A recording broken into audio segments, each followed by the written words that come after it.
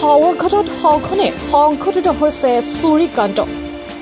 ঘৰত গৃহস্থ নথকাৰ সুযোগ লৈ দিন দুপৰতে চোৰে লুটি নিলে নগদ ধন অলংকাৰ।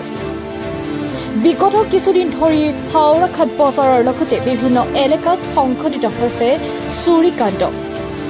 কিন্তু তাৰ বিপৰীতে নিৰ্বিকাৰ আৰক্ষী প্ৰশাসন। ইখনৰ পাছত সিখন দোকানত চোৰে হাত পৰিষ্কাৰ কৰাৰ পাছতো কোনো ক্লু উলিয়াবলৈ এই পৰ্যন্ত সক্ষম হোৱা নাই স্মাৰ্ট আৰক্ষী। দেওবাৰে দিন দুপৰীয়া হাওৰাঘাটত সংঘটিত হয় আন এক চুৰিকাণ্ড। ঘৰত কোনো নথকাৰ সুযোগ লৈ দুখনকৈ দুৱাৰৰ তলা ভাঙি প্ৰৱেশ কৰে চোৰ। তাৰ পাছত ষ্টীল আলমাৰি ভাঙি লুটি নিয়ে নগদ ধন আৰু সোণৰ অলংকাৰ। উল্লেখ্য, শেহতীয়া হাওৰাঘাট অঞ্চলত ব্যাপক হাৰত বৃদ্ধি পাইছে চোৰৰ তাণ্ডৱ। এতিয়া দিনৰ পোহৰতেই চোৰে আৰম্ভ কৰিছে অভিযান।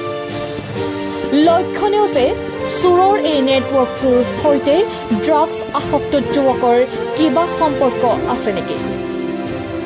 কোন হ'ব পাৰে এই চুৰিকাণ্ডৰ মাষ্টাৰ মাইণ্ড? আৰক্ষীয়ে নজৰত ৰাখিছে বহুজনক। শীঘ্ৰেই উদ্ঘাটন হোৱাৰ সম্ভাৱনা আছে এই বৃহৎ নেটৱৰ্কটো। Bureau' report জেনেট live.